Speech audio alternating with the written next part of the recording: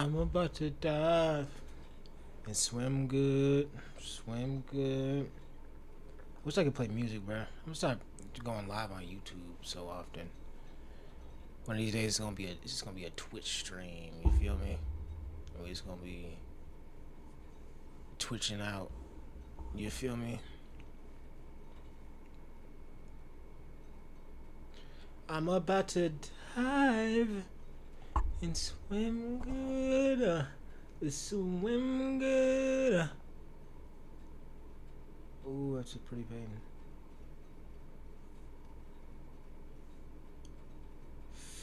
I'm about to dive and swim good. Swim good. I'm super tired, bro. I spent like 3 hours getting my hair done. 4 hours maybe, bro. This shit took time and effort, gang. Oh, I'm getting a call.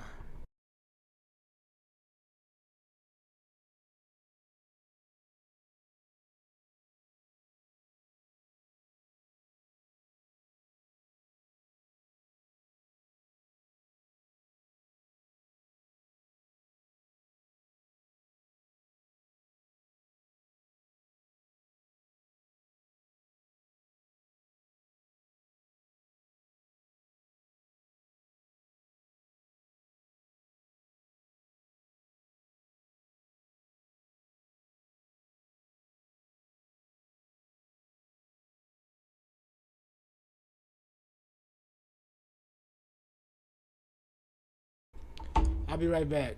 I got to dip. I'll be right back. I gotta go do something. In the meantime, why don't you guys watch? For anybody who comes in, y'all could just watch. Oh, we switched my account. Swim. We're almost at 100 subs, by the way. Y'all need to go sub to that. Y'all go watch this. Watch some. At UEI, you'll train for a healthcare career that matters. We are here. Do the dance real quick, Jamal. Do the dance real quick, Jamal. Do the dance real quick, Jamal. Do the dance real quick, Jamal. Do the dance real quick, Jamal. Do the dance real quick, Jamal. Do the dance real quick, Jamal. Do the dance real quick, Jamal. Get loose. Get loose. Get loose. Get loose. Get loose. Get loose. Get loose. Get loose. Get loose. Get loose. Get loose. Get loose. Yeah, you gotta hit that. Yeah, we are here, bro. Everybody in the chat, spin up that like and sub button in chat. I wanted to do a quick stream real quick. You feel me? A lot of people, I've been getting a lot of part-time streamer allegations. So I'm live. I'm live, but I'm live with Mr. Beast. He's doing a video with the streamers involved. He called me. He said, yo, bro. He said, Speed, I'm doing his streamer video, and I want you to be in this video. I was like, all right, bet. All right, bet. I'll be in the video. When is it? Okay, it's February 27th. I need to be in 7:25 in Greensville, North Carolina. I was like, okay, all right, bet. All right, bet. All right, bet. I will be there, Jimmy. Then, next thing you know. Next thing you know. Knock, knock. Oh, what? What? Is this Speed's room? Oh, is that Jason the Ween? Is that Marvin? Hey, wait. You guys gotta knock in my room. Hey. You guys get knocked. You guys gotta knock. You guys gotta knock in my room. That's a rule. This is my bedroom. This is my bedroom. I could have been gooning or doing anything else. You guys gotta be very respectful to knock. Hey guys, can we knock? Wow, whoa, Can we knock? Wow. Really, Beast? You gonna bring in? They just followed me. Hey, can we knock? Whoa. Guys, can we knock? Whoa. What is happening? Whoa. Whoa, get on my damn bed, bro. Hey, knock, bro. Y'all gotta come cuddle. How do you sleep in this? Alright, I'm back. Yeah, this shit seems a little loud. 5 decibels. Let's turn it down a little bit. Right there, that seems decent. I'm about to dive. Alright, I gotta post this picture then. We're gonna get straight into reacts and then we're hopping straight into the craft of mining. I'm actually excited to play today.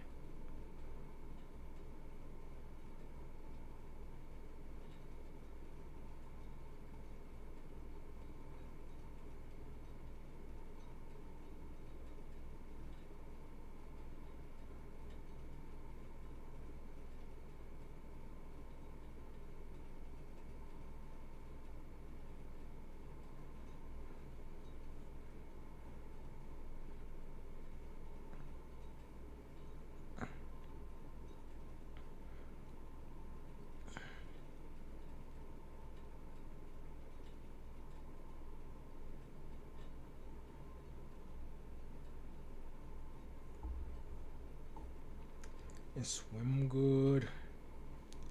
I'm about to dive in the ocean and swim good. I know that song.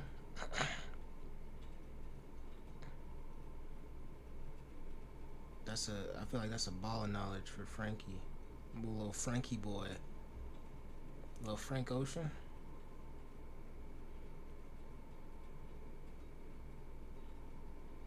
You know what I hate about music? Niggas who like it always want to fucking like be niche about it and shit. Like, man, what's up with niggas wanting to like? It's just dreading to be niche, my nigga. Like, damn. I hate a nigga who like their favorite song get put on the internet and they be like, no, you're gonna let all the normies see it. Bitch, you normal, nigga. We all normal, bro. I hate that shit. That shit's so fucking dumb. Alright, first we're gonna watch. It's just so fucking. Like, what are you doing? Like, lock the fuck in. Can you even hear me? Oh yeah, you can. Like, lock the fuck in. You feel me? Y'all feel me. I know y'all feel me. My dogs. What was I finna do? Oh yeah, we gotta react to these videos. Bam. First, we're gonna react to I traveled to the world's most expensive grocery store. I don't know if I want to react to this one. We might change that. Try the world's most expensive foods. That seems like a better video. Food is fuel. Food is joy. Food is life. Yeah, YouTube getting a bag off me. I'm not Food is gonna how lie. we thrive. Empower others to enjoy the moments they love. Find your knowledge and Watch pass that it ad on. every Become a time, certified nutrition coach. I can't keep track of all Damn, my they're getting the bag subscriptions, off me. but my BFF Experian can. This chocolate bar Alright, we're gonna watch. I tried the world's most expensive foods. costed 60p, and this one costed £378. When you buy a product, usually you have two options. First is the cost-friendly option. It's never quite as good, but you're saving money. And then second is the quality option. Usually much tastier, but it's a lot more expensive. And in supermarkets today, this is everywhere. A cheap versus expensive option. But what if we took this logic to the extreme? Well, I picked 6 of my favourite foods, and after intensive research, found the cheapest price versions of that food and the world's most expensive version. The question I'm wondering is, will there be a cheaper food which actually tastes better than the expensive version? As this video goes on, the prices of the foods will get higher and I'm higher. trying to put my headphones on my head because I just got it done, but it's proven challenging. I'm just gonna put it like this for now. Oh, I kind of want to do that. And let's start it all off with the humble pan au chocolat. Hello, how you doing? Very well, welcome back. Thank you. Inside of this luxurious bakery in the heart of Mayfair, London, they have a pan au chocolat that costs £8 great British pounds. Can we get a pan au chocolat, please? It smells so nice in here. Thank you very much. Perfect. Have a good day. Thank you. Look at this. The most expensive I look, he missed pan au chocolat. Prices of the foods will get higher and higher. And let's start it all off with the humble pan au chocolat. Hello, how you doing? Very well, welcome back. Thank you. Inside of this luxurious bakery in the heart of Mayfair, London, they have a pan au chocolat that costs £8 great British pounds. Can we get a pan au chocolat, please? It smells so nice in here. Thank you. I gotta see.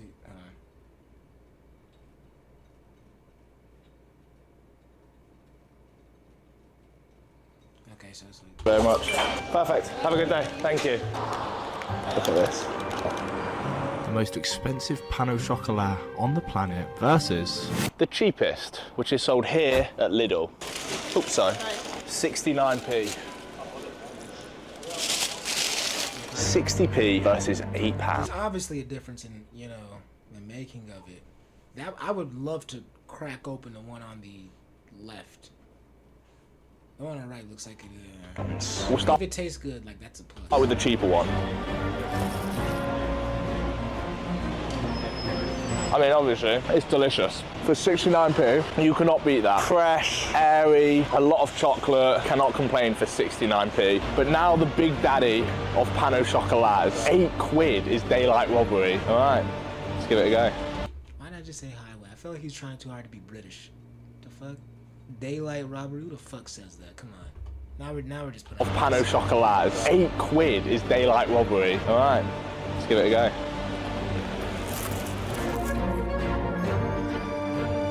Oh, look at the inside of that. That is like the most That looks delicious. Let's buttery, rich in chocolate Pano Chocolat I've ever eaten. Like, it flakes off. I mean, I don't know why the way British people talk, it makes it sound that much more like the way they explain food. It makes it sound that much more delicious. it's no questions asked. This one tastes better. Is it worth £8? Definitely not. But for this video, we're going purely taste, and that goes to the expensive Pano Chocolat.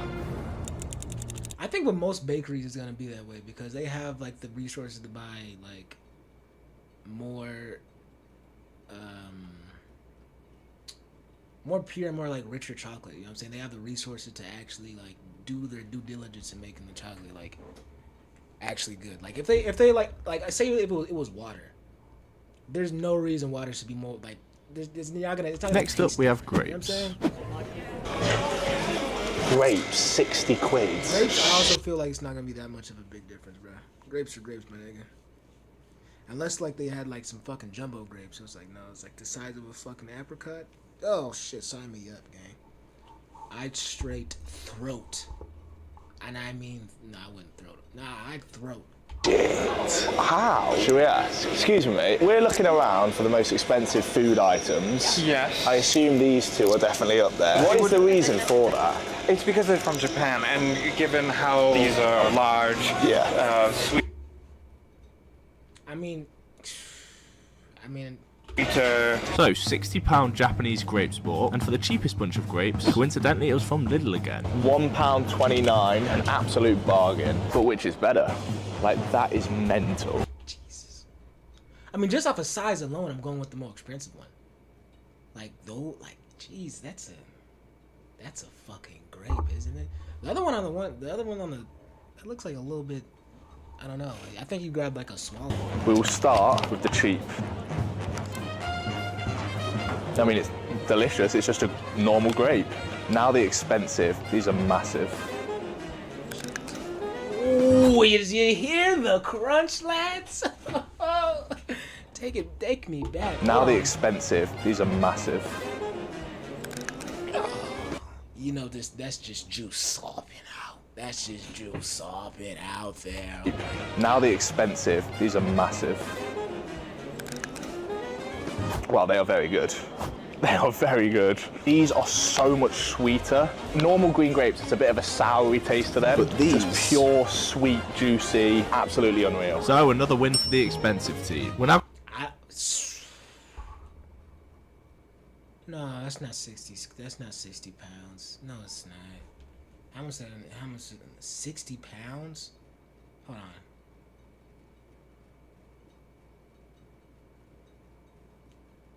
Is that the right? Am I getting?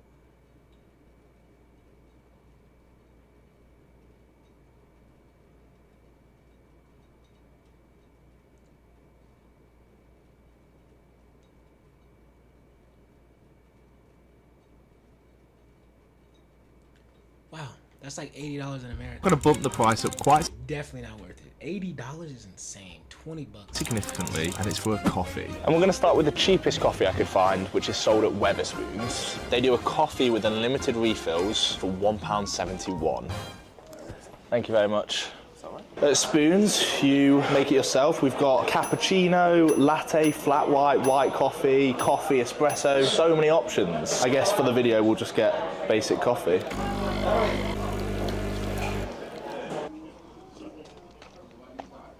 I drink coffee or I just thug it out. I thug it out. I don't believe in drinking fucking coffee. I'm 20 years old, bro. The day I drink coffee isn't for another like 10 years, bro. Or the day I need to drink coffee isn't for like another 10 years. If I really need to, I'll down like 2 Celsius back to back and be wired for like 5 hours straight. Straight up. But I will never drink coffee. I will never be the reason people be like, I fucking hate coffee breath. That will never be me. Fuck that. I do not know. I will down 5 Monster Energy drinks before I ever drink 1 cup of coffee. Absolutely delicious. Are they? Is energy drinks like worse? I don't really care, honestly, because I'm still gonna do it. It's not gonna change anything. I don't care. Basic, can't go wrong, black coffee. Not much more else to say. Now for the expensive coffee.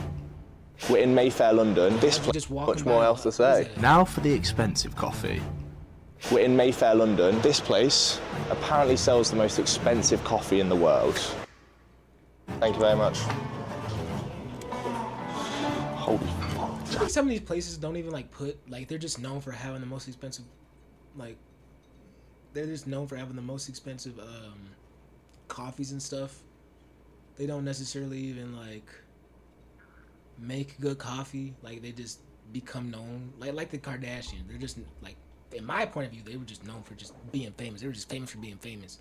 And then obviously like, you know, with like cosmetics and shit and like the business, but like some of these places aren't like, putting their due diligence. The Japan into this. Typica natural coffee, £265. Japan Typica Natural. The 265 quid, right? Okay. I was confused how a coffee could even be this expensive. Hello. How are we doing? Whoa, whoa, whoa, whoa, Confused. whoa. Japan Typica. Natural coffee, £265. Japan Typica Natural. The 265 quid, right? Okay. I was confused how a coffee could even be this expensive. Hello. How are we doing? There's a scale.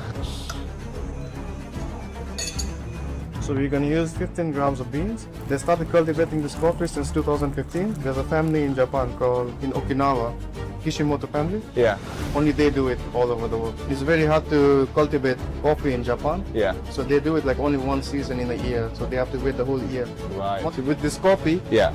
you can taste fruity notes, juicy and bright acidity. But for 260, They always say that shit. It just smells like, it just tastes like piss every fucking time. It'd be like, it's sweet. No, I put some creamer in it. Bitch, you put a teaspoon of creamer into a cup of piss. It still tastes of piss. 65 quid, how did it taste? Here goes nothing. The most expensive coffee on the planet.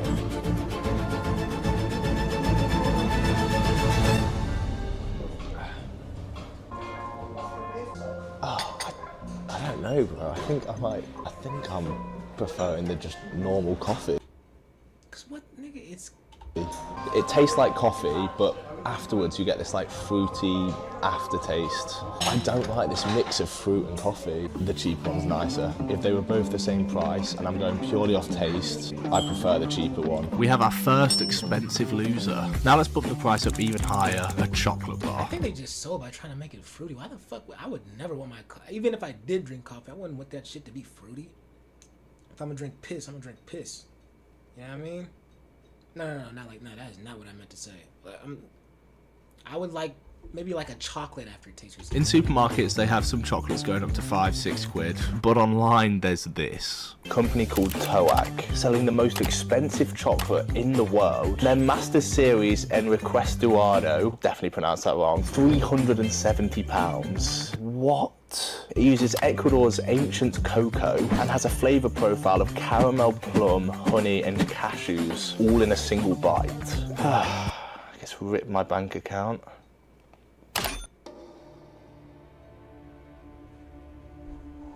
Gaza is at a tipping.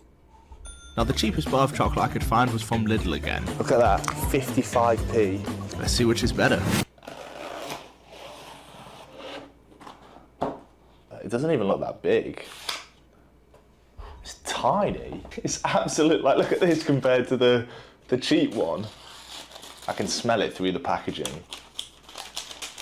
There it is, the most I will say packaging does heighten my,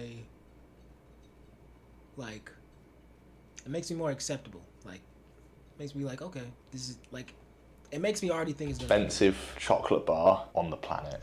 All right, first, the 60p chocolate bar. Why do you get dark chocolate though? I mean, wow, actually very nice. It melts in your mouth. It has a strong taste. That is really good. Did not expect that at all. But what I'm sure you all want to know, a £373 bar of chocolate. It's a nice snap.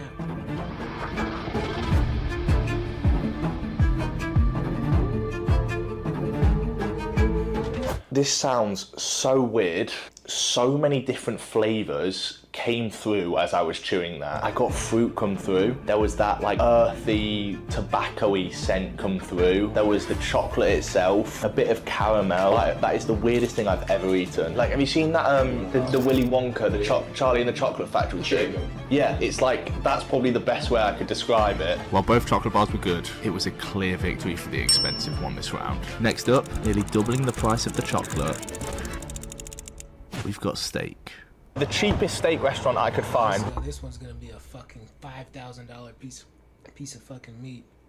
Was this place, Flatiron. I am joined with my my mum and dad. Hi. Hello. Let's try the steak. Hello. There's just one steak, 15 quid. Thank you. Lovely, thank you. We ordered for the steak to be cooked medium. See, I would say that's rare, not medium. So you don't like the look of that? But how did it taste? Very chewy. What would you say? I think it's pretty good. Yeah. It's a decent cut of steak. It was a pretty high quality cut, relatively well seasoned, and while not blowing us away, for 15 quid we couldn't complain. I come here. I would come here. Yeah. And the most expensive steak restaurant is this place. I can't pronounce it, but it's the place Salt Bay owns. Steak restaurant is this place. Nusret. I think I might have hit that hoe. Nusret. Damn it. Nusret. Fuck on it. Nusret. Nusret. Nusret. Nusret. Nusret. Nusret. Nusret. Nusret. I can't pronounce it, but it's the place Salt Bay owns. £15 Yo, hold on. Is Salt Bay? No. versus. Oh my god. No, hold on. Is Salt Bay like an actual chef? I thought he was just like a meme. I thought he was just a guy who likes sprinkles shit on. But he actually he's actually. I can't believe it, Joe. Giant strip loin, £680. Probably half what I earn a month. Can we get the giant?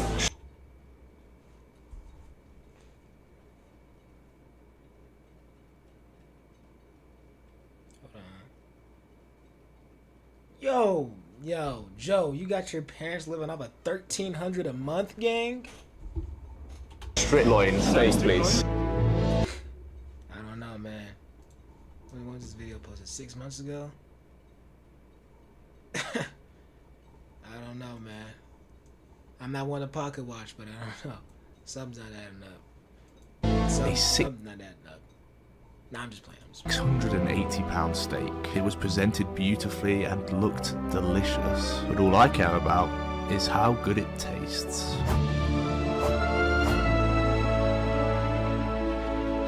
That is absolutely blooming gorgeous. My God, that is delicious. I didn't want it to be good. That's so nice. Because I hate spending this money, but it literally melts in your mouth. Oh. Another clear victory for the expensive team. And now we move on to our final and most expensive food item of the video. Honey. This is honey mad. so expensive. I don't know how this is a thing. Seen that video about what's it called? Basically, it's like honey that makes you trip. And like, bro, there's a video I watched about it a minute ago, bro. That shit's wild. Just imagine, it's just that's that white people shit. That's something that that's that white people shit. Just go in there, just like, and it's like a very isolated little town and village and stuff, and they go every year, every couple quarterly or whatever to go get the honey and shit. There is a company charging. Like taking like from the video, it looks like it's just taking like psychedelics, like it's a hard psychedelic. £1,300 for a jar of honey.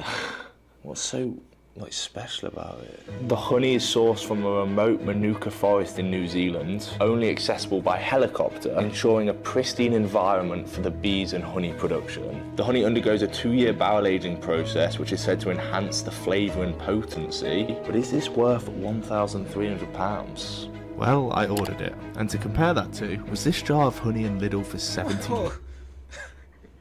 Okay, I am not trying to pocket watch, or I'm not even judging you, but like, obviously what she said was a joke.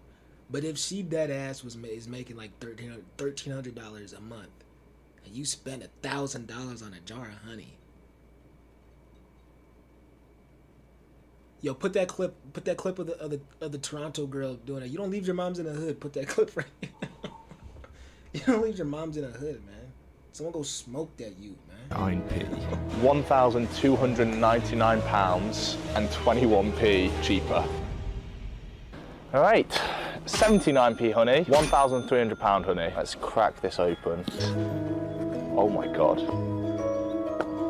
Oh, this is it. Right then I would have been like, oh, I got my money's worth. Nah, I wouldn't. $1,000. That bitch better fucking heal scars.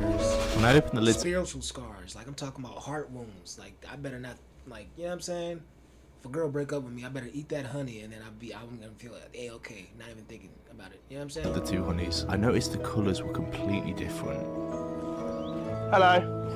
Guess how much this costed? £50. A lot more than that. Really? Yeah, £1,300. Oh my God. But which tastes better? I blindfolded myself, so I didn't know which one was which. The honey was then put on 2 identical pieces of toast. You guys know which is which, but I don't. This was my honest opinion. Okay. That looks like good food. It's very sweet, but extremely sandy. I don't know how to explain it. Yeah, it's like sandy. It's like they've poured sand in the honey. Yeah. Right. Second one. Now that's more like it. That is good. Well, the cheaper one was much better. And I guess this video shows that, yes, higher cost usually leads to higher quality, but it's not always the case. Let me video. That's a Joe. I just exited it out. That's a Joe Fager. I didn't like it. Damn it. I love you, Joe. That's a Joe Fager video. I love that guy. Great videos. Always react to him. Really interesting. That was honestly expected though, with food and stuff. That, like I said in the beginning, like, you know, you pay more and they have more resources, then they can, you know, take their time and like making quality products and whatnot. And next, we are going to do this horror quiz. Would you survive in the night? Warning hard. So basically, she's gonna walk us through a bunch of stuff and ask us questions, and she's gonna give us scenarios, and based off of the answers that we give, then she'll tell us after what's the best answer and stuff and why and stuff, and then at the end you'll see if you survive and whatnot. It's very easy to comprehend, but we're gonna hop straight in. I'm pretty sure she'll explain it. Survival quiz. You're alone in a foreign place. The locals whisper about something in the hills. Something old. Okay, she sounds very low to me. I'm tripping. Yeah, we have to turn this one up. They say it drinks blood. You don't believe them. Not exactly. But tonight something's wrong. This is a logic test. A psychological test. The questions start off easy, but they get harder. And each answer could be your last. For each question, you get 4 options to pick from.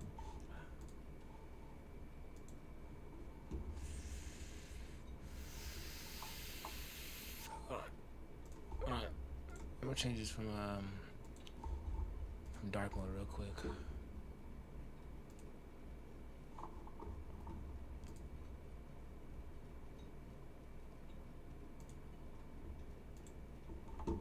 Oh.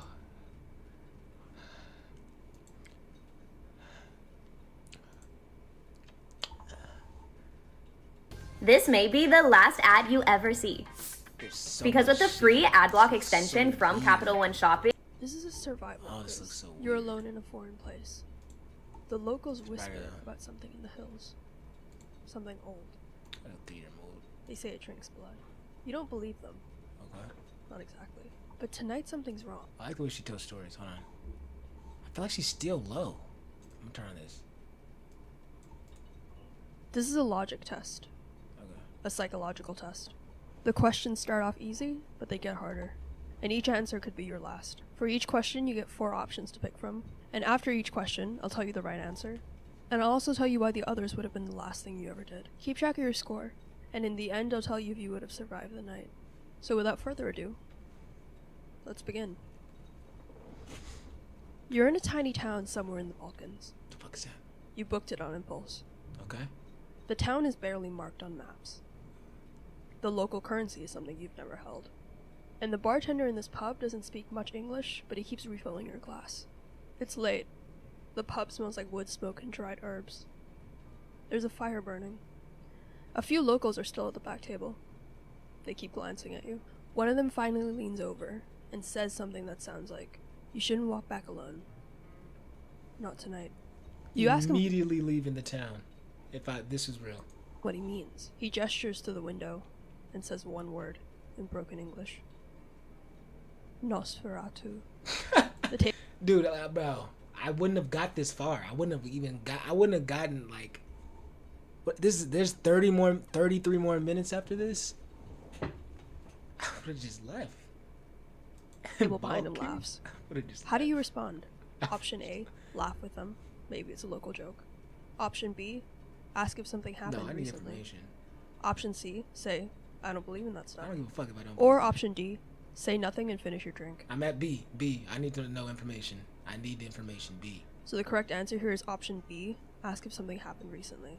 So the reason this is the right answer is because here you're not dismissing him. You're gathering information without feeding the myth or challenging it. And survival often starts with listening, especially when you're the foreigner without any cultural Yo, when I come back to edit it, bro, keep the score in like the top left or something. context here. Option A, laughing with the crowd, is not the best answer here because it alienates the speaker. They might shut down or play it off and you've lost a source.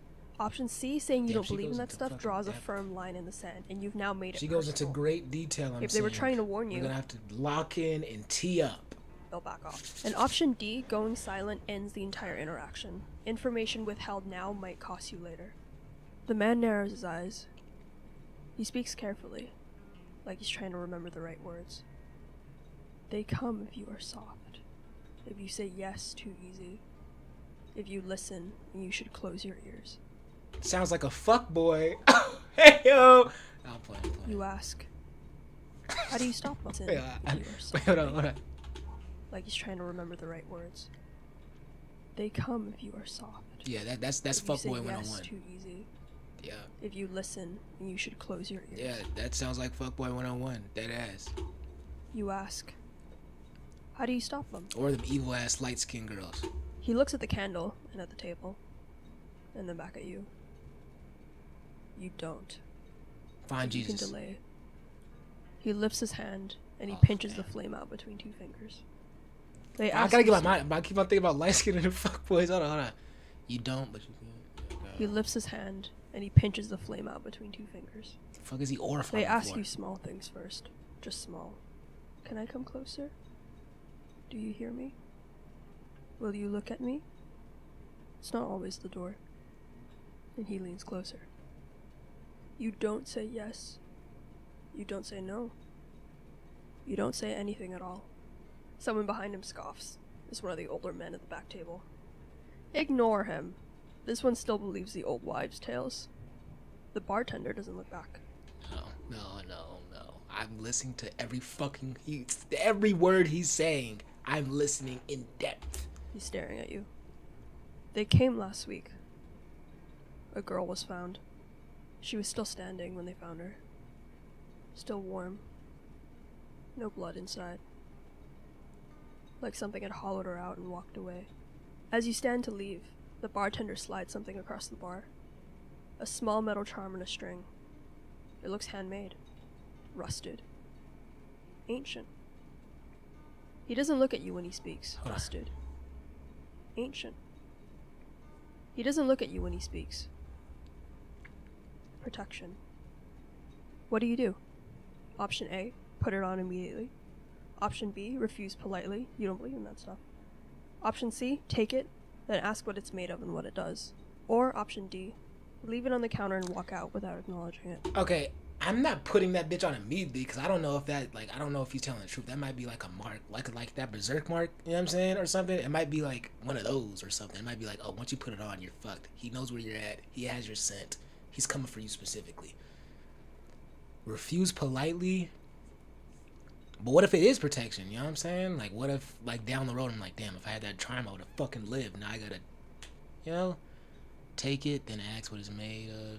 I think I'm leaning option C. Leave it on the counter and walk out without acknowledging it. Fuck no. I think I'm gonna do C. I'm not gonna put it on or anything, but I will take it and just ask more questions about it. So the correct answer here is option C. Take it, and then ask what it's made of and what it does. I'm locked. So the reason this is the right answer is because here you're I signaling... feel like it'll get more harder as it goes on. As of right now, I think they're very basic, easy. Expect, and you're gathering information. You're neither dismissing nor blindly accepting it, and that maximizes safety and intel. Option A, blindly putting it on, is the wrong answer because you have no idea what this is, and if wearing it marks you, binds you, or even attracts the thing that you're trying to repel here. Option B, dismissing the offer out loud, is also the wrong answer because this signals ignorance and arrogance in a dangerous and unfamiliar environment. And option D, walking out without acknowledging it, is the worst of both option A and option B. You've both ignored local protection and you've potentially insulted someone who might be your only ally. You pick up the charm. It's heavier than you expected. You don't put it on. Instead, you ask, "What's it made of?" The bartender pauses. He leans forward slightly, and his voice lowers. "Iron from a grave fence." And then he taps the string. "Thread from a shroud." He looks at you for a long time. You don't wear Why is everybody in this bitch so dramatic? They're making me scared. Why can't they just be like, oh my gosh? They're like, I have it, bro. Everybody, the bartender, and one person being like weird in a bar and stuff and asking and telling me the story. Okay, I get the bartender as well. No, always trust the bartender. He looks at you for a long time. You don't wear it to look strong. You wear it to be overlooked. Don't let them hear you say their name. And never, never speak to them first. Don't say their name and never speak to them first. You wear it to be overlooked. I'm remembering this shit. Candle on the bar flicks sideways, like someone walked past. But no one did. Outside, the night is colder than it should be. You check your phone. No signal. The road home is darker than you remember. One street lamp flickers ahead. Time to walk. The real quiz has officially begun.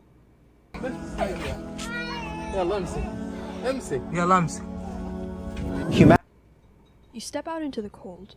The charm is warm in your pocket. The night smells like whetstone. You've been walking for nearly 15 minutes now, uphill, away from the bar. No shops open, no cars, no sound except for your own footsteps. Up ahead, beneath a flickering street lamp, you see a figure. They're standing still, head tilted down, half in shadow. Not approaching, not retreating, just waiting. What do? Option A, keep walking toward them, confidently, like you belong here. Option B, cross the street and pass at a distance without making eye contact. Option C, turn off into a narrow side path to avoid them completely. Or option D, call out, "Are you okay?" No, okay. Don't speak first, so D is out of the question. It's not to walk around like you're proud, so A's out of the question. Turn off into a narrow side path to avoid them completely. Or cross the street and pass at a distance without making eye contact. Turning off into a narrow side path to avoid them completely could put me into more danger because now I'm into like a narrow thing, and if he decides to chase me down there, no, I'm going with B because across the street and pass at a distance, I'm creating distance, but I'm not going into a narrow space to entrap myself. Don't make eye contact, just walk along. If he comes to me, I can just run back, and I'm in an open space, so I'm not necessarily barricaded. I can't necessarily be locked in. I'm going B. I'm going B. So the correct answer here is option B, cross the street and pass at a distance without making eye contact. So the reason this is the right answer here is because you're avoiding direct confrontation without showcasing your fear. You don't engage, you don't escalate, but you also don't turn your back on them. You stay in the open where you can be seen, and where they can also be seen. Option A, approaching confidently, is the wrong choice because approaching confidently is still approaching, and it assumes you understand the threat level, and you don't. Confidence won't necessarily stop a predator. It just gets you closer to their reach. Option C, ducking into a side path, is also the wrong answer because this gives up the only light source that you have, and you're trading visibility for panic here and creating a choke point where you can't be seen or helped. Option D, calling out, is also risky because here you're establishing contact, inviting a response, and giving away your emotional state. Worst case, you're telling them that you notice them. and that you're also alone.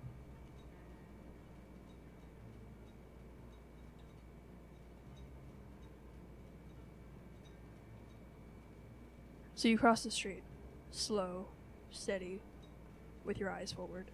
The figure doesn't move. You pass under the lamplight and glance back. Just once. And they're still there, still watching, not following. Not yet. But the air behind you feels full. You keep walking. The street narrows. You pass a door that's been left ajar. A tiny convenience shop with flickering fluorescent lights. You step inside. A woman is sweeping. I must be feeling like fucking Superman. Why am I not going home? Why am I not going home? Am I lost? Back. The figure who follows you lingers in the street opposite, watching. They don't enter the store. The woman in the back calls out in broken English. You take my lift? I finish in 10. Safe. She gestures toward the small delivery van parked in the alley out back. What do you do? Option A, accept. You wait inside. What? Bitch, why? Fuck her! What? No, I don't want anything to... No, I don't want... Why am I... Okay, hold on. You pass the door left. Let me just read... Let me just let her read until she finishes, then take the van. Option B, politely decline and continue walking towards your inn, staying on lit streets. Option C, ask if you can wait inside the shop for a few minutes, and then leave on foot once the figure is gone. Or option D, step outside the shop and try to confront the follower. See if they'll speak.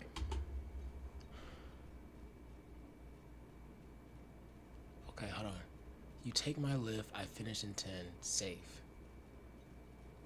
Oh, because nobody here speaks English. Okay, that's fine. I mean, speaks broken English. You pass your door, left ajar, a tiny convenience store. You start to sign a woman sleeping in the back. Figure who followed you in.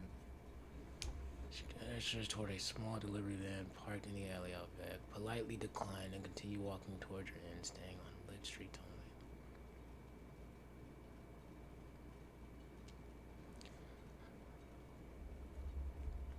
But he's following me. I don't like that he's following me. Okay. Ask if you can wait inside the shop for a few minutes, then leave on foot once the figure is gone. No, that doesn't really solve anything. It's like, what if he is looking at me? Then what? You know, step outside the shop and try to confront. No, fuck that. I don't know him. Politely declines. Try.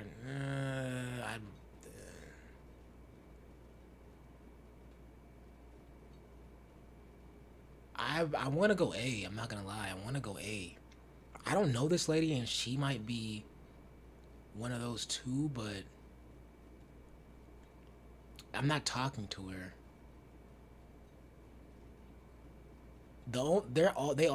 Here's my thing. She can't be one of the people, one of the like monsters they're talking about, because all three of these options require me to talk to her, and to talk, I already lose if they are a monster. And the last one, D, step out and confront the fucking beast that's following me, is obviously wrong. So I have to talk to her. So A. A.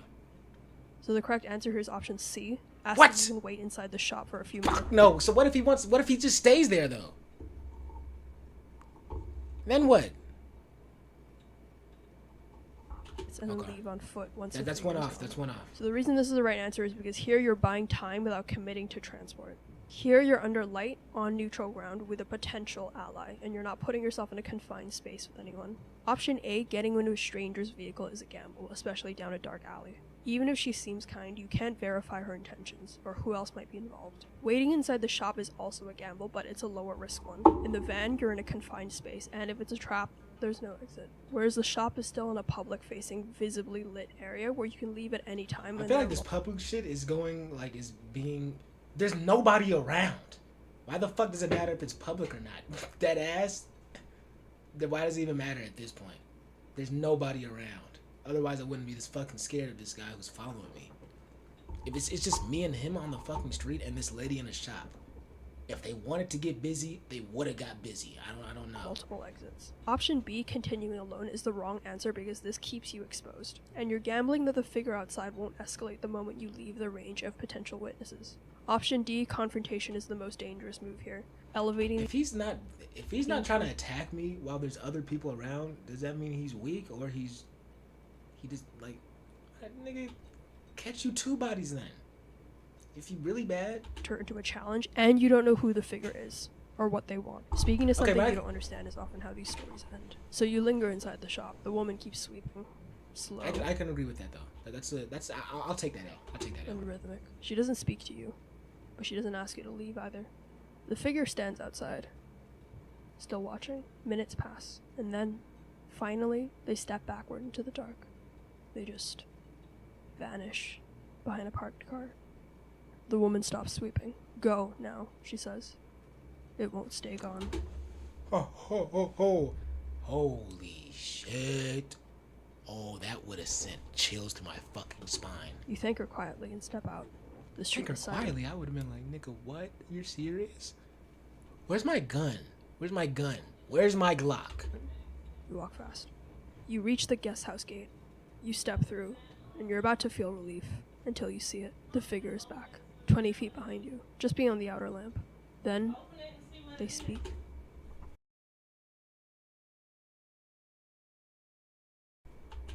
Voice low, like breath on glass. I'm so cold. Please, only a minute. Your charm is warm in your pocket. Across the street, a window flickers with a faint glow of the television. A cat watches from the garden wall. What do you do? Option A, crack the gate just enough to shine your phone flashlight outside, without stepping out. Option B, step inside, lock the gate, and call the host quietly. Option C, open the gate and offer to bring them a blanket. Test their reaction. Or option D, pretend you can't hear them and go straight inside without looking back. No, I'm not. Fuck no, I'm not turning my back to him. Crack the gate just enough to. Hold on. Figures back from. Okay, crack the gate just enough to shine your phone flashlight outside without stepping out. Nah, I don't want to draw. Wow. I want to do option B, step inside, lock the gate, and call the host quietly. I'm not gonna offer him a bank or talk to him or any type of shit. Pretend you can't hear them. No, crack the gate. Your phone flashlight. Now, what if that makes him mad though? And he fucking just. I'm gonna step inside, lock the gate, call the host quietly. I'm not gonna be scared. You, just you, building your app. This is humbling. So the correct answer here is option B, step inside, lock the gate, and call the host quietly. Okay, So the reason this is the right answer is because here, this is barrier.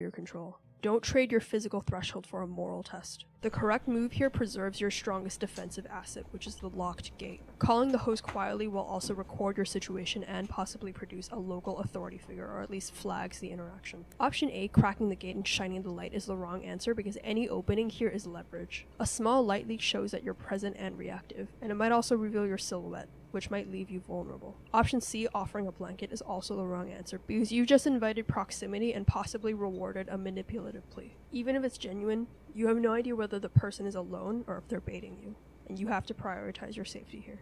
Option D, rushing inside and not looking back, isn't the wrong answer per se, but it's not as good as option B. That's because the outcome here is identical, but option D misses the communication step. The host call matters because it creates a record and may add someone who can vouch for you or check outside. You're inside now. The door is locked. The hallway is dim. The air inside feels warm and too still. You listen for footsteps. You don't hear any, but the charm in your pocket is hot. You reach the stairs to your room. Then, a knock. Not at the front door, but the back one. You freeze. Then, a voice, low and calm. It's the guest house owner. We saw someone outside. Just checking that you made it in okay. It sounds like the same voice from earlier, but quieter, slower. How do you respond? Option A, call out from the stairs. I'm okay, thank you. Option B, say nothing. Stay out of sight and wait for a follow-up knock. Option C, walk to the back door and check the peephole. Or option D, text the host if you can get signal and ask if he sent someone. D. So the correct answer here is option D, text the host and verify. So the reason this is the right answer is because verification is everything. If you're unsure, don't guess. Yeah. cross-reference. Even with no bars, messages can sometimes go through when calls won't. If someone is impersonating your host, the text exposes the lie. Option A, calling out, is the wrong answer because this gives confirmation that you're home, you're alone, and you're reactive. Option B, saying nothing, is not the best answer because even though silence alone can work, here you fail to verify, so you're gambling on your safety. And option C, looking through a peephole, isn't inherently wrong. In an urban environment with hallway lights, neighbors, and security systems, this can be smart. But here they're a gamble because you're in a rural guest house, it's late, the hallway is dim, and there's no streetlight backup, no door camera, and no sound insulation. The figure outside is silent, unnaturally so. And if you press your eye to the glass, you might be gathering intel, but you're also giving it, the thing outside, your breath, your silhouette, and also your location. And if they're already covering the peephole, then you've gained nothing, and you've also just let them know you're home and afraid. You text the host, "Someone just knocked. Did you send someone to check on me?" There's no reply. You stay quiet. You don't call out. You don't open the door. You wait. 5 long minutes. Finally. No one should be there. Aha. Get the blick! It's time to... No, I'm not playing, though. I would have got the blick. I would have been got the blick. If I didn't have the blick on me, I would have found one. Lock the door. Move upstairs. As you reach your room, the charm around your neck suddenly pulses. A sharp heat, like it's reacting to something. Through the window, you can see a figure standing across the road. Not moving. You can't tell if it's the same one. What do you do? Option A, close the blinds slowly. Control what they see. Option B, keep the lights off and monitor them from the shadows. Option C, step into view just briefly and then vanish. Let them know you're not afraid. Or option D, shift away from the window and try to track them. That'd be a lie. I am afraid. What? No. Like in that situation, I would be. Alright, shift away from the window and try to track them using the reflection in the glass. Close the blinds slowly, control what they see. That's also controlling what I see. I can't see them, they can't see me. No. Keep the lights off and monitor them from the shadows. Nah, I gotta see the inside of the house. Step into view just briefly. I don't want them to see me though. Shift away from the window and try to track them using the reflection in the glass.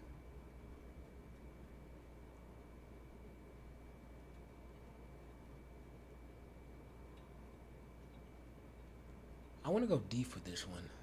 Keep lights off and monitor them from the shadows. Or B, the lights off.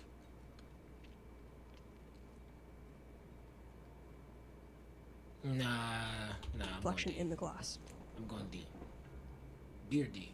So the correct answer here is option B, keep the lights off and watch from the shadows. So the reason this is the right answer is because here you gain vision without also becoming a backlit silhouette, which is a known security principle in urban defense. You need to see how long they stay, if they move, and if they react. Option A, shutting the blinds immediately, is not the best answer because this immediately denies yourself intel. Fear wins here. Option C, stepping into view, here is also the wrong answer because it gives a predator or something worse everything they want. Confirmation that you're alone, you're awake, and you're aware of them.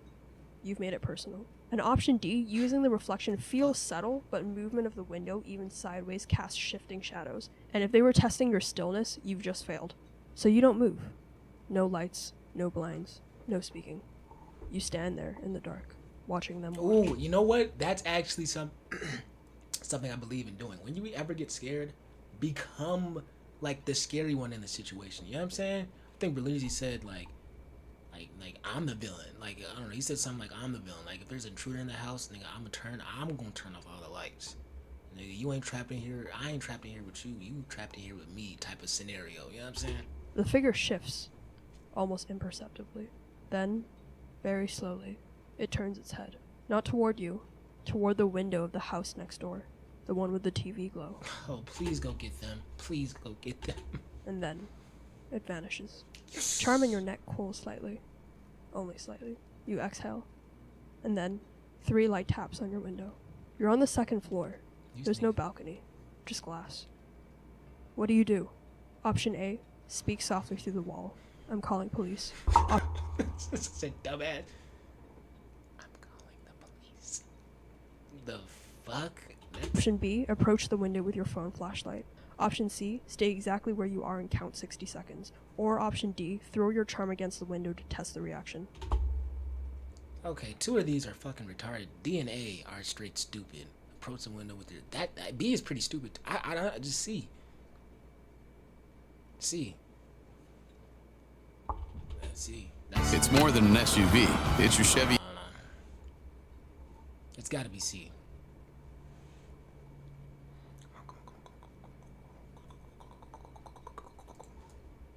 Correct answer here is option C. Stay still and count 60 seconds. So the reason this is the right answer is because here, psychologically and tactically, you're in information denial mode. Do not react to lures or tests. Counting time helps you regulate your panic, it keeps your breathing slow, and it allows external movement patterns to surface. And it also tests them. How long will they wait? Option A, threatening to call the police, is the wrong answer because, again, speech and noise is broadcasting your location. Don't narrate. You're not in a movie. Option B, approaching with your flashlight, is also the wrong answer because light from inside and proximity shows your silhouette. You become the target. And another thing is that flashlights reflect off windows, so you're likely just going to see yourself, not the outside. And option D, throwing your charm, is the wrong answer because here you're sacrificing a potential resource for a pointless bluff. Supernatural or not, don't toss away tools unless you know it's a trap. Your phone lights up. Unknown number. You answer. A calm voice says your full name, first and last. And then, please open the door. We need to verify you're okay. This line is being monitored. We're with police dispatch. What do you do? Option A, say, what's your badge number and station? Option B, hang up. Text your host again. Option C, say nothing. Listen for mistakes in what they say. Or option D, say, I'm not home, and pretend you're somewhere.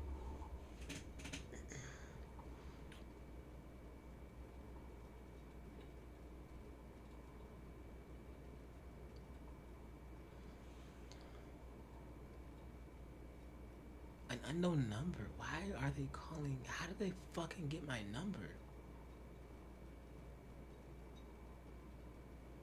It doesn't. I wouldn't even believe that shit. I don't know. Alright. What are the options? Say, what's your badge number and station? They could just make up some weird. How would I verify? How would I know, like, what they're saying is true? Like, they could just say number 3 and we're from fucking fuck all and. You know what I'm saying? They could just say some bullshit and I have no idea if they're telling the truth or not. B, hang up, text your host again.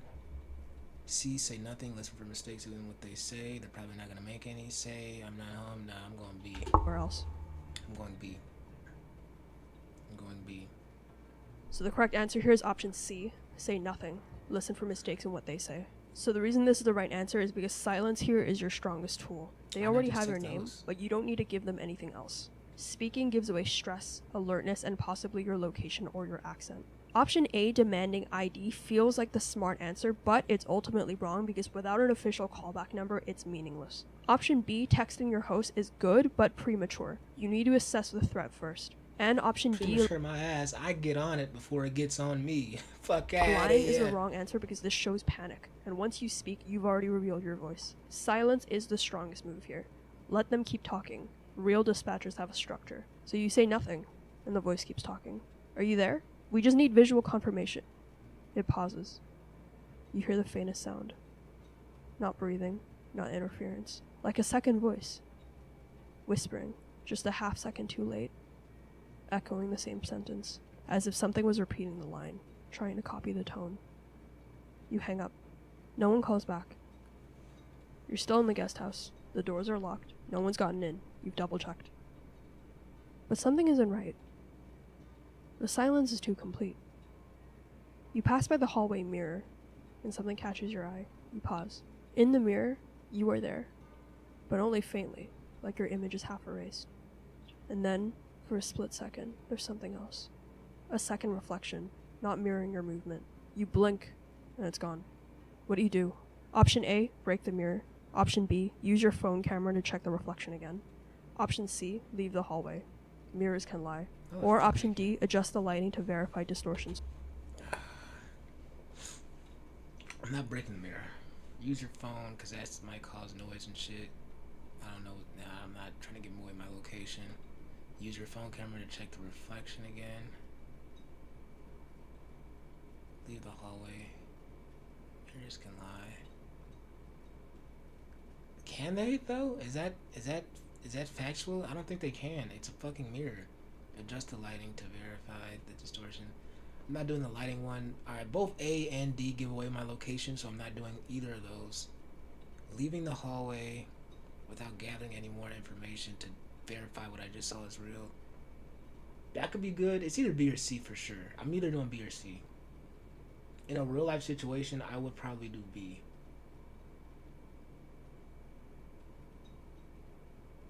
I'd probably do B because I'd be like, bro, I'm tripping. Hold on, and I would like try to see. I'd probably do B. So the correct answer here is option D, adjust the lighting. So the reason this is the right answer is because optical distortions are common in dim or D, adjust the lighting. I thought you meant like pull out more light and like. What do you mean adjust the lighting? What am I fucking? So the reason this is the right answer is because optical distortions are common in dim or angled lighting, and fear warps interpretation. Before you assume supernatural influence, verify the reflection against real-world physics.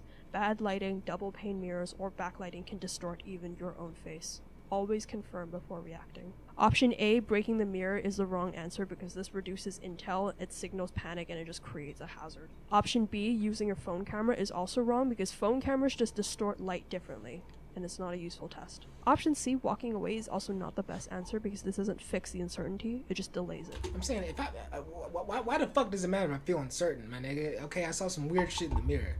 If that's true, what the fuck do I do with that information?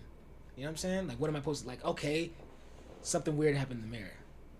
What do I,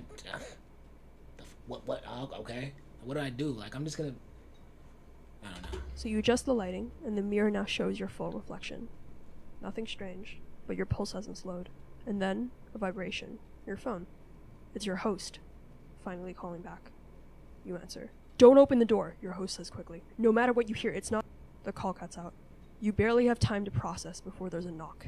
At the front door. Same voice. It's me. Sorry, phone died. Let me in? Nope. Same Nope. cadence. Go fuck yourself, go fuck your mother, and then go fuck your father immediately after that. Matter of fact, at the same time. Same tone. Same man. And throw a zucchini But that's in not there for the possible. fuck of it. What do you do? Option A. Ask him what room number you're in. Nah. Option B. Ask him what you were wearing when you checked in. Nah. Option C. Wait for him to say something you didn't tell him. Or option D. Slide your phone under the door with a voice recorder on. Why the fuck would I do that? No. I do C. Ask what you're wearing. I wouldn't talk to him at all, to be honest. Ask what you were wearing when you checked in. What if he was there watching? Ask what room number you're. What if he was there watching? I'm just gonna wait. I'm just waiting. You're upgraded. Gosh, I mean, talk about just capitalism, right? Yeah, my bad. So the correct answer here is option What'd I A. say? Ask what room number you're in. So the reason Why the fuck would that? Hold on. I then need this to is the see right answer is because room number is fast, innocuous, and it's specific. Only the real host or someone who's watched you check in would know it. It's a class. So how does that solve my problem? What if he was there watching though? I don't It's a agree with that. confirmation test that sounds casual, but it reveals a lot of information. Option B, asking him what clothes you were wearing, is not the best answer because this is a vague detail and it could easily be guessed. Option C, waiting, is also not the best option here because it puts you in a passive mode and time matters here. And option D, sliding your phone under the door, sounds clever, but it delays action and you need answers immediately. The option D does not sound clever to me. Option Your D does phone not under sound the door clear. sounds clever, but it delays action and you But need that motherfucker answers just snatching that immediately. motherfucker. He Oh, gets the got your answer phone. wrong. Come out here. He said. Okay, but I'm taking a gamble though. What if he's been watching me the whole time though? That's what I'm saying. Like, That's room 4. You're in room 7. okay, He answered. what if he's been watching me for the whole time though? Is what I'm saying. What if he's watched me since I clocked into the hotel, so he knows my room number and shit, and he knows where I'm staying. Like, what if he knows that shit? And then he says option 7. I let him in. He's a fucking killer. He kills me. I just wouldn't. I just be like, I'm not letting you in. I'm not letting you in. I just wait for more information to gather, bro. Immediately. He gets the answer wrong. He says room 4. You're in room 7. You don't speak. You don't move. Then eventually the voice stops. You back away from the door. That's when you smell it. The air inside is shifted, and there's a new scent in the guest room hallway. Wet soil. Iron. No open windows yet. You checked earlier. It wasn't here before. What do you do? Option A, check under the bed. Option B, check the closet. Option C, smell your charm. Or option D, open your suitcase to see if something was placed inside. No, what? Nigga, for a smell? For a smell? Who the fuck am I, Sherlock Holmes? I don't care. I'm trying to... Why am I not, like, looking for an escape plan? Like, why am I trying to fucking Scooby-Doo this shit? Can I just leave, bro? Can I just leave? Why the fuck am I, like, trying to put the clues together and shit? I don't care. Why? Where's my escape plan? When do we start talking about escape and leaving? Like, when do we start talking about that? Or do we have to stay in here the whole night? Right? I don't, like...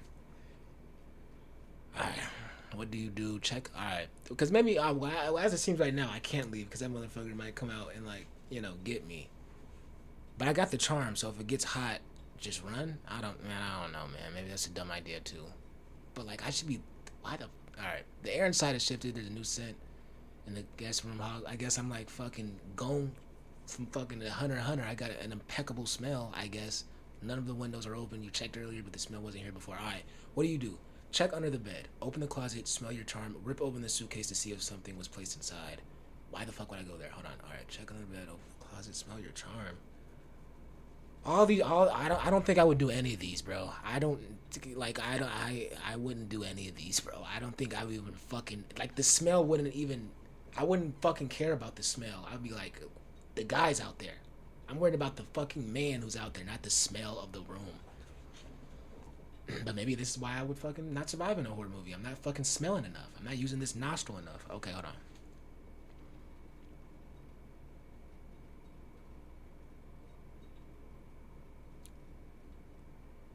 I guess I start by smelling my charm since it's the closest thing that I have on me. So the correct answer here is option B, open your closet. So the reason this is the right answer is because in both real intrusions and folklore, closets are containment points for body. Okay, now we're going down it. Now we're talking about bullshit. What the? You're not like now. Like I have to be like on my folklore shit now. Okay. Right answer is because in both real intrusions and folklore, closets are containment points for bodies, bags, traps, or things that don't belong. If someone is broken in, this is the most likely hiding space. And if the lore is true, that smell of damp soil isn't just a fucking closet, though. That seems a little too much on the nose, right? To be fair, if I was breaking into somebody's house, that is the first place I would go to hide. Not even off of just I think it's the smartest place, but like I would just instinctively go to the fucking closet. Some say that vampires carry the earth with them from their homeland. Option A, checking under the bed, is the wrong answer because under the bed checks require you to lower yourself, which is dangerous unless you know it's necessary. Option C, smelling your charm, is not the right answer because the charm heats when danger's near, you know this, but it doesn't speak. It doesn't tell you where or who, just that something's wrong. And option D, ripping open your suitcase, is not the best answer because this wastes time and it's not the logical origin point for the smell. The closet is empty, but the smell lingers, so you shut it, slowly. And then something calls you back to the mirror. You glance at it once more. You see yourself again. Fully this time. Then for a blink, two of you. And then it's just you again. What do? Option A, cover the mirror with a towel. Option B, take a photo of it. Option C, touch the glass. Or option D, pretend it didn't happen. I'd probably cover that bitch with a towel. In real life, well, hold on, this might be, alright, what I would do in this situation is option A. What she probably wants me to do in this situation is option B. Planet Fitness. We're all... There's a lot of ads on this video. She is definitely getting paid. Correct answer here is option A, cover the mirror. Oh, shit. So the reason this is the right we agree. Okay, option A. Answer is because mirrors are psychological vulnerabilities. Reflections that don't track are deeply destabilizing. In folklore, they're also believed to be entry points for spirits or uninvited presences. Covering the mirror is both symbolic and practical. It removes a trigger point and it resets the environmental control you have. Option B, taking a picture, is not the right answer because digital images distort more than they reveal. Option C, touching the mirror, is the wrong choice, and it's a classic trope for a reason. It gives them invitation. And option D, ignoring, is also the wrong choice because that's how people die in horror films, and you're not in one. You cover the mirror with a guest towel, and the room feels slightly better. And then you hear something low from outside. A growl. You look out the window. 2 dogs are across the yard. At a certain point, I'd accept I'm cooked and just run out there swinging. No, I'm joking. Stares up at your window. The other is tense, ears flat. They don't bark. They don't blink. And then tense. You look at the window, 2 doors across the yard. One stares up at your window, the other is tense, ears flat. They don't bark. They stand there Ears flat. unblinkingly. They don't bark. They don't blink. And then both bolt into the trees. What do you do? Option A, ignore it. Dogs are random. Fuck no, no, Option no. Dogs, no. I swear, every time I had a dog, if I heard a noise and she didn't do anything, I was like, oh, we're good. I wouldn't even trip. I'd be like, oh, we're good.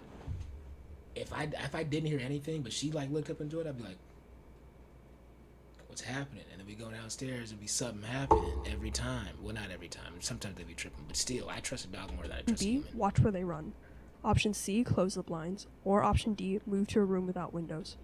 What? Why the fuck would I do that? No. Or maybe. Hold on. Okay. Dogs are random. Ignore it. No. Watch where they run. Close the blinds. Move to a room without windows. I just watch where they run.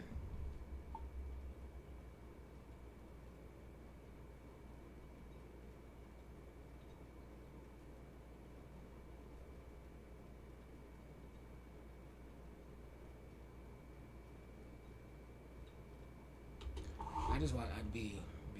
I'd do like. So the correct answer here is option B, watch where the dogs run.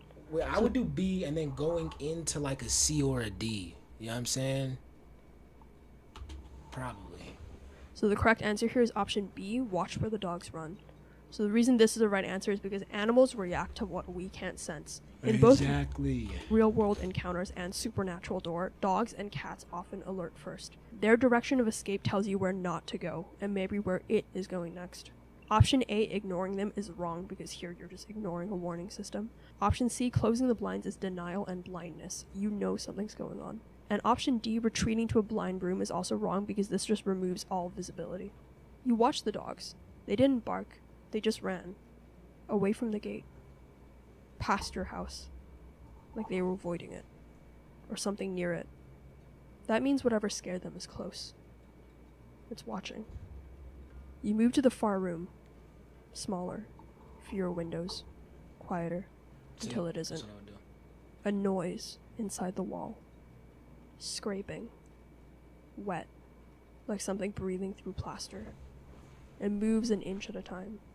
Closer. What do you do? Option A, knock. Wait, inside the wall? Scrape it. How do you Back. Test if it responds. Option B, turn off all lights and listen. Option C, bang hard, scare it away. No. Or option D, leave the room.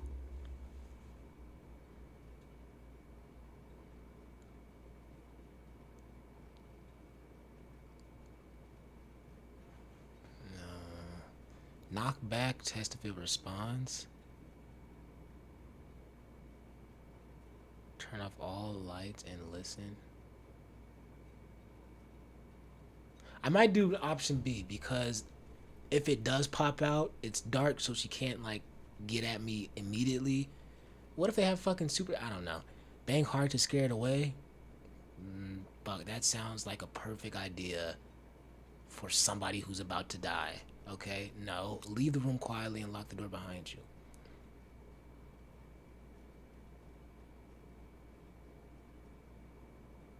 I think I would do that. I think I would just do the door D. behind you.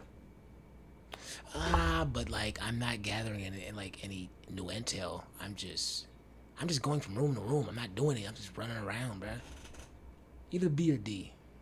I think I in that situation I would probably do D, but she might want me to do B.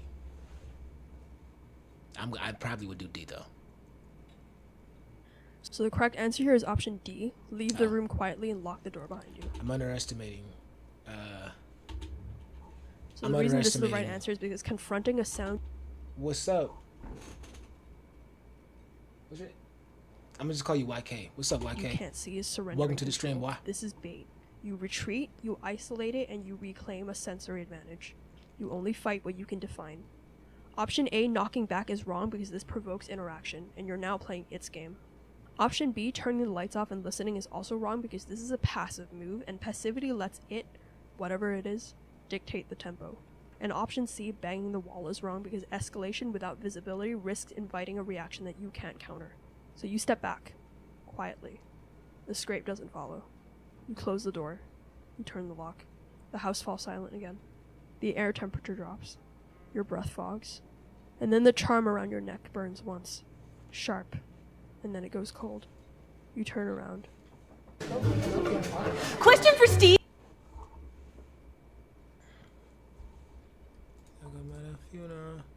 Alright, 26 minutes.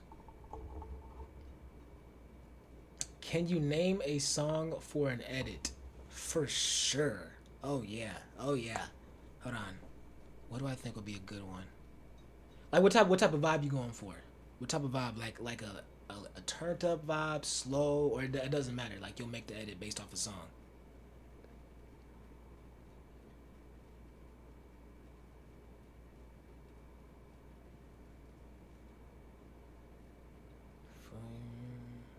All right, I'm gonna give you some.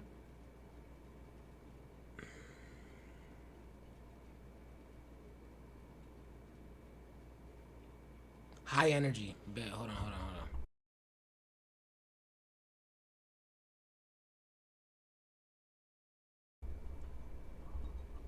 Do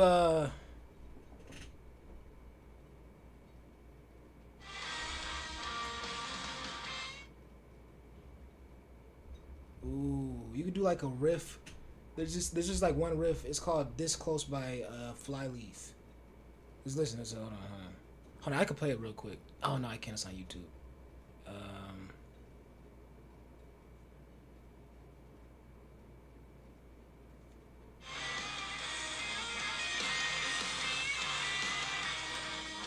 You could do that, or you could do. It's called "This Close" by Flyleaf, or do like if you want like a rap one, do hashtag by Coach Ice. I'll play a little for you. Hashtag I just want to be hashtag I want that money and shit.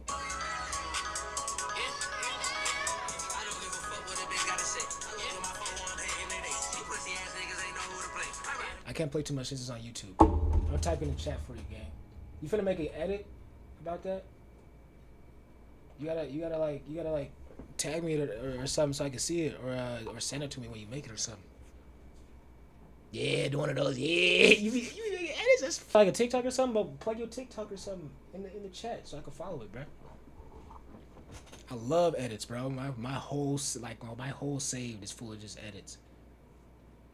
Let me follow you on the talk, bro. Plug it. Or is it just your name, MM2? That's your name? MM2. The easiest way to get an MM2 skin? Let me show you. Visit Star Pets. This is not... I'm not...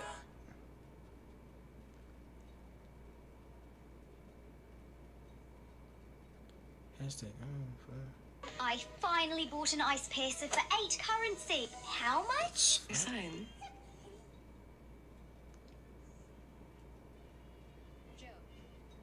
I'm not sure I'm seeing you, my boy.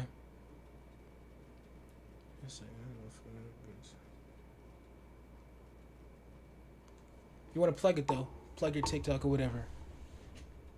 In the oh, it's your name just on here.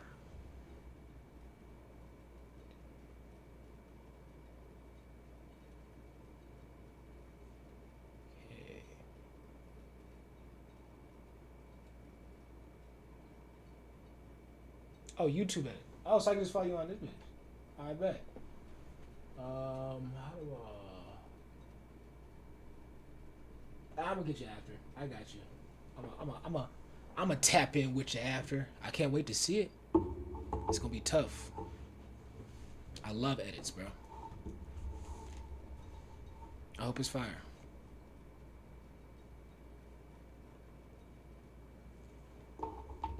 There's someone in the far corner, not moving. I gotta Knees lock pulled in. to their chest. I've been doing really good so far.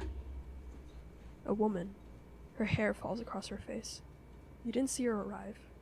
She whispers, "Don't let them in. They follow the lonely ones." And then she says your name. You never told her your name. What do you do? Option A, ask her how she knows you. Option B, back out of the room without responding. Option C, offer her the charm. Or option D, demand she would I do proves that? she's alive. Okay, there's someone in the far corner not moving. Knees pulled to their chest. A woman. Her hair falls across her face. You didn't see her arrive. You don't let them in. They follow the lonely ones. Jesus. Yo, honestly, I probably just, out of pure shock, just run up to her and deck her shit, but let's think rationally. A, ask her how she knows you. That sounds like the best option. B, back out of the room without responding. Fuck no, I'm not leaving. I'm gonna keep her in my sights. C, offer her the charm. I'm not giving her my fucking charm. No. Demand she proves she's alive. I'm not demanding anything of anybody. I don't want to make anybody angry. I'm going option A. Option A. Clock it. So the correct answer here is option B, back out of the room without responding. Why the fuck would I do that? Why would I get her out of my sight? Now I don't know what she's doing in there. Why? Okay.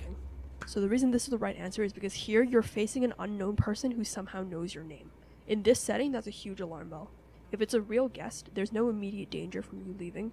And if it's a lure or a mimic, then responding gives it what it wants. Your attention, your voice, and your willingness to interact with it. Option A, asking how it knows you, is the wrong answer because this forces you into a conversation and it reveals your emotional state. And if it's a trick, that's a foothold. And option C, giving away your charm means handing over your only protective tool to someone that you can't verify. And option D, demanding proof, is also not the— You know what? I'll take that L. I forgot about the thing that the bartender told me in the beginning, bro. Don't talk to him. best answer because here you're either number one, traumatizing a real person, or number two, if it's not real, it'll just mimic what you want to see or hear. Either way, you've still engaged. So you don't answer. You keep your eyes down and you step backward, slow and silent, out into the hallway. The door frame is cool against your shoulder as you pass through, and you shut the door. The whisper stops. Nothing follows. Then, through the thin wood, you hear the faintest flutter, like paper folding in on itself. You risk a glance through the crack at the bottom, and there's no shadow. No feet. No one. Only carpet and dust. And then your phone buzzes. It's an unknown number, not international. Local area code. You answer, and the voice that answers back is yours. You have to let me in. I'm still out here. They took my place. You don't remember speaking those words. You're holding the phone. You're sure it's real. What do? Option A, hang up and turn off the phone. Option B, say, "Where are you?" and wait for a location. Option C, put the phone on speaker and keep listening. Or option D, say, "I'm not home," and pretend you're... What do? I don't... It's my own voice? That's not me, though. Alright, hang up and turn off the phone. Say, "Where are you?" and wait for a location. I'm not talking to you. Put the phone on speaker. I'll say C. Somewhere else. Why'd I have to put it on speaker, though? Can I just, like, put it next to my ear? Yo, YouTube has been getting a bag off of me. I tell you, boy. I tell you. Wow. So the correct answer here is option A, hang up and turn off the phone. Okay. So the reason this is the right answer is because earlier, listening quietly was smart because you were gathering intel about an unknown person. But here, this isn't a stranger trying to prove your identity. Right. This is your own voice on the line telling you things that you've never said. You're right. That's not information, that's intrusion. Every extra second risks confusion and doubt. The only safe move is to cut the connection completely. Hang up, power down, and kill the channel before it digs deeper. That's a fact. Option B, asking "Where are you?" is the wrong answer because here it accepts the premise. You've already believed it's real. And option C, putting it on speaker, doesn't protect you, and the voice still has your attention, and that's the foothold it needs. And option D, pretending you're not home, still means that you're talking, and once you've engaged, you've already lost ground. That's a fact. You shut the phone off. The screen stays black. No signal now, anyway. And the house is silent. Too silent. And then, a faint sound in the hallway. Slow footsteps. The figure doesn't knock now. It scratches. Long drags of nail across the wood. The frame groans. The lock trembles. You can hear voices now. Not one, several.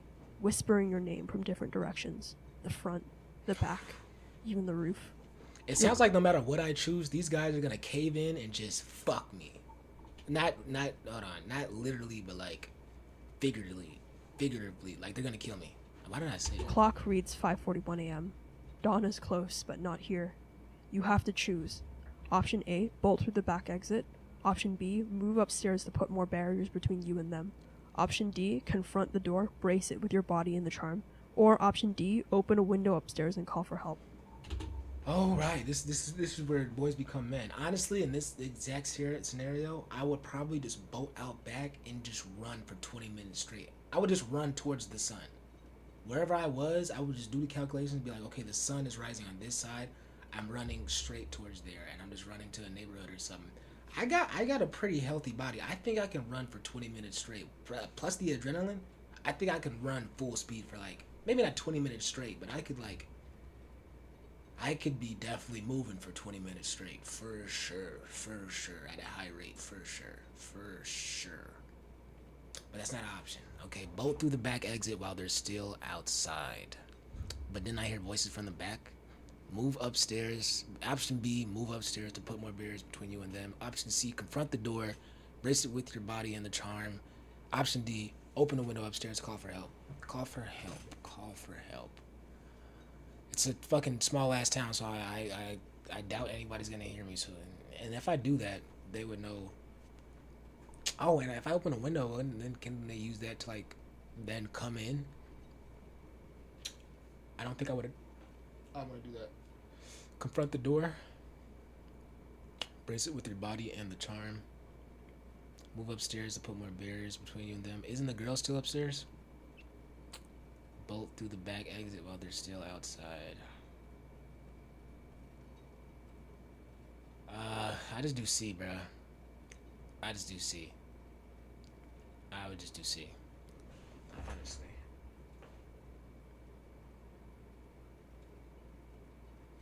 Or B. B seems the safest. Move upstairs to put more barriers between you and them.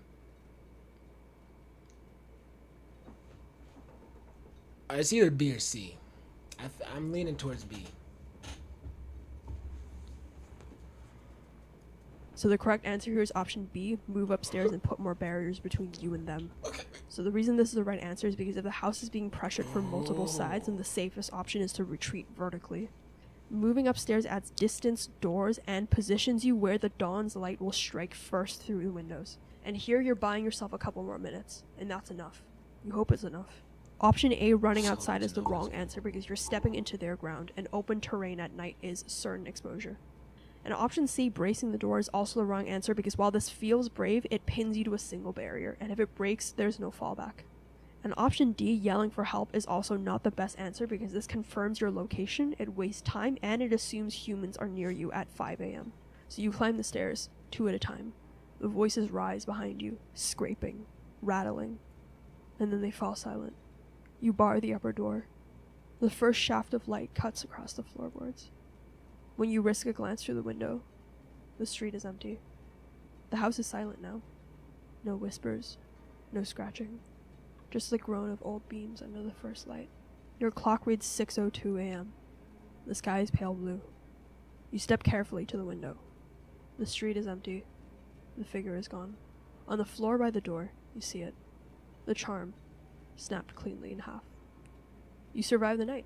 Or maybe you were let go. So that wraps up the last of the questions, and hopefully you made it. And hopefully you were also keeping track of how many answers you got correct. And now I'm going to tell you what your score means. So if you scored between 0 and 6 points, you didn't make it. You didn't just get hunted, you invited it in. I only got Every like wrong 5. answer was a door left open, and you left too many. By the time the sun rose, it wasn't looking for you anymore. If you scored between 7 to 10 points, then you survived, but just through the skin of your teeth. You lasted until dawn, but only because the night lost interest. You're alive, but you're shaken, you're traumatized. My point's gonna you're be scarred. somewhere in the video. Next time, you won't get the luxury of mistakes. If you scored between 11 to 14 points and you survived, but something followed you home. You made enough good choices to see daylight, but you missed something. A window left ajar, a word spoken when silence was safer. And now the figure knows you. Survival is temporary, but getting their attention is permanent. And finally, if you scored between 15 to 17 points, then you survived completely unmarked. You read the signs, you didn't hesitate, you shut every door, you killed every channel, and you gave nothing away. When dawn came, it found you whole. And for tonight, at least, you won. Thank you for watching this video. I hope you enjoyed it. If you liked it, you might enjoy some of my other survival quizzes, and you should also send this one to someone who thinks they might do better, or someone that you'd like to watch disappear. Happy Halloween. Whoa, wait, what a W video. I love her videos. That's a sub, dude. And but I don't know why her face is, it's not like, I mean, when I say she gives a very, she has a very, she has a, I don't want to say she has a spooky face because that sounds mean, but like she has like a, I don't know, she's fit to tell horror stories. All right. I was gonna get on Minecraft today. I really was.